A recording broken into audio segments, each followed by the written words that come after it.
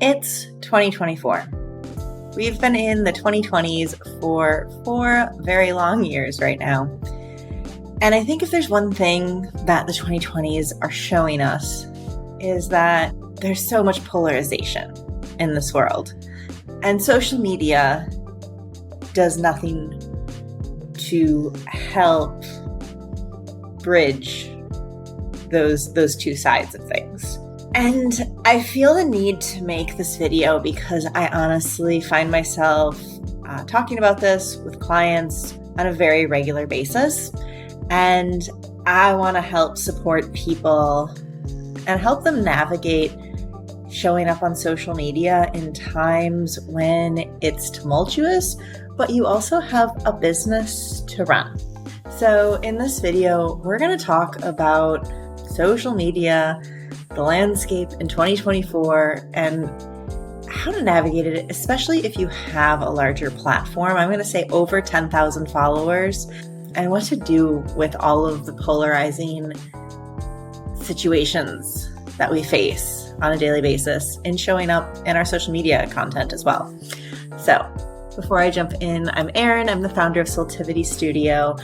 I help entrepreneurs work in a soul-aligned manner to grow their businesses through social media. I'm all about intention and making sure that it feels good and it's not just leaning into the promotion and the toxicity of social media. So if you're aligned with that, be sure to like this video, subscribe to the channel, and turn on that bell for notifications. It really will help support us. So let's get into this.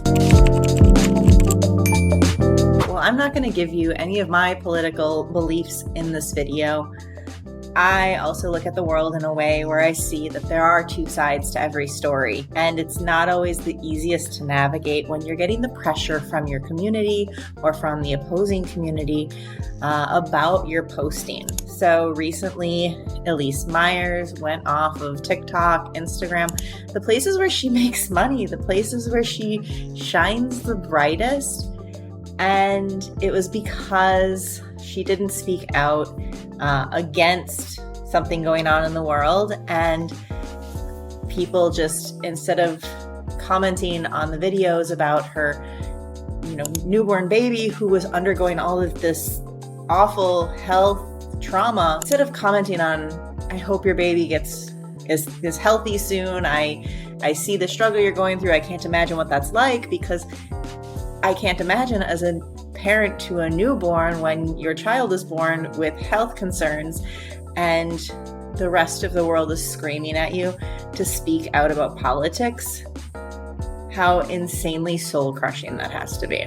And that's very much the reality of social media today. She's a huge creator. She has millions and millions of followers on both Instagram and TikTok. And while she is, this bright shining example, I have experienced this myself with accounts with even just, 10,000 followers on them, with people being upset when the creator didn't speak out against something.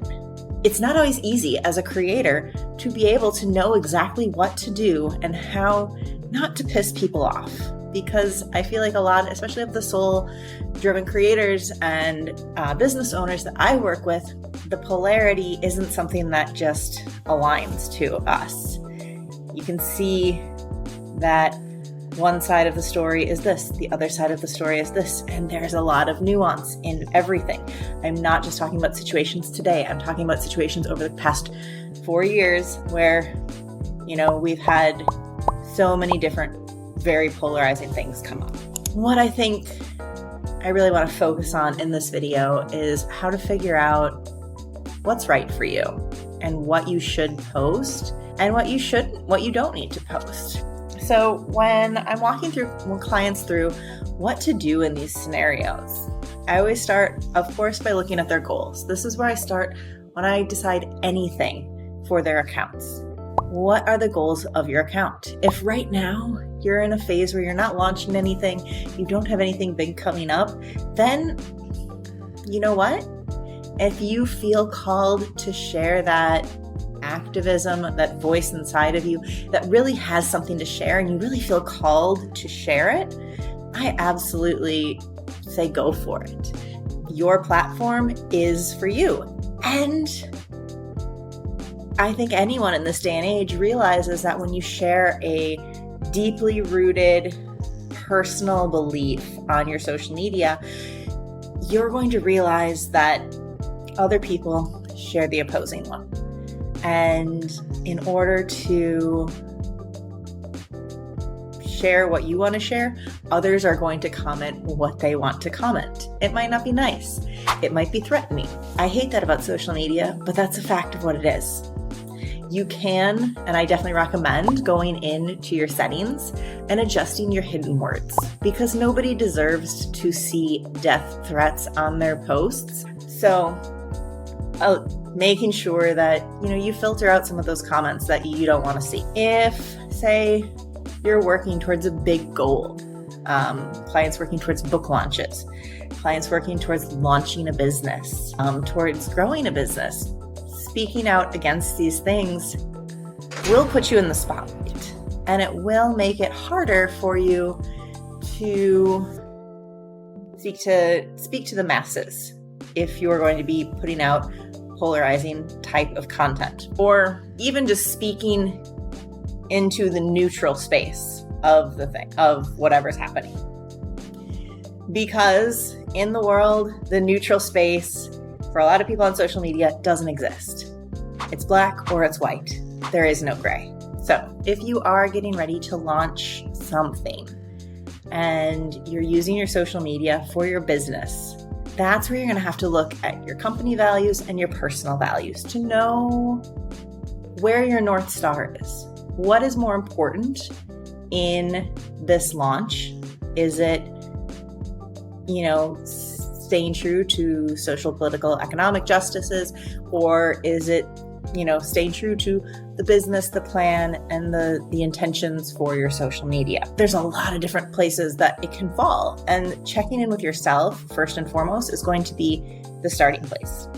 Second thing to know is, in my experience, especially in the 2020s with social media, there is no right way that people perceive you showing up on social media. No matter what you do, you're going to be wrong. The only person that can decide is you. And I want you to realize that. Your mental health, your mental space, your peace is worth so much more than what the followers on your social media are really going to do for you. Use your social media to create those deep connections where you can have those nuanced conversations, hopefully with people who are willing to admit that there is gray area in life. And also, if you know that speaking to a subject that is near and dear to you isn't right for your business, be ready to have those conversations with people to explain your viewpoint and agree to disagree. And the other thing is that your business doesn't always have to speak about it. If you have a personal account, be it that it has more or less followers than your business account, that can also be a really great place for you to share from a more personal perspective. Now, always keep in mind though, that you as the business owner, your statements are a direct reflection into your company. So you need to be careful with what you say there too.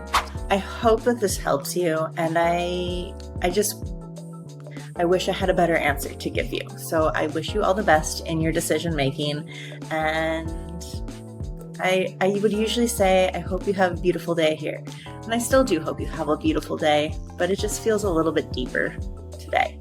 So I hope that you can use this information to make the right decision for you, and no matter what happens, that you feel confident and right in the decision you made for yourself.